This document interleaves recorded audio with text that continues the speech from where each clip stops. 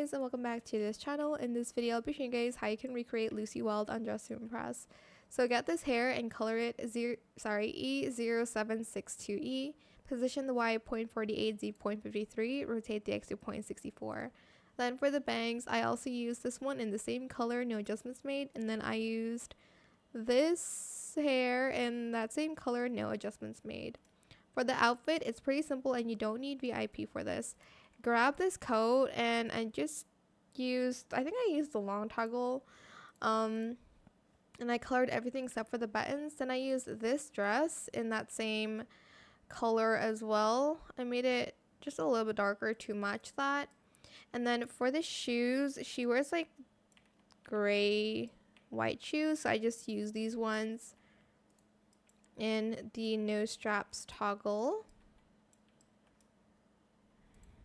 I think I'll use this one in like silk, maybe this gray color. Okay, and then for the scarf, I just used this one, and I did scale it up a little bit so it doesn't clash with the outfit. And then here for the pattern, you can either use this one. It's a little bit too dark. I like this one a little bit better, but you can use the one like this because it is polka dots, but I like this one a little bit better. Then for the glasses, we're just going to use these ones here, the purple ones in above head in that same color, maybe just a tad bit darker, and then in black. Then we are going to use this for the gun because it looks the most like similar, I guess.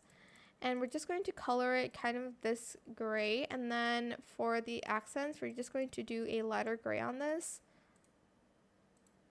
Okay, and then for the handle and nozzle, we're going to use that same blue color. And that is it for this video. I hope it was helpful for you guys. Don't forget to like, comment, share, and also subscribe to this channel if you haven't done that already. If you have any more questions about this video, just leave it in the comment section down below.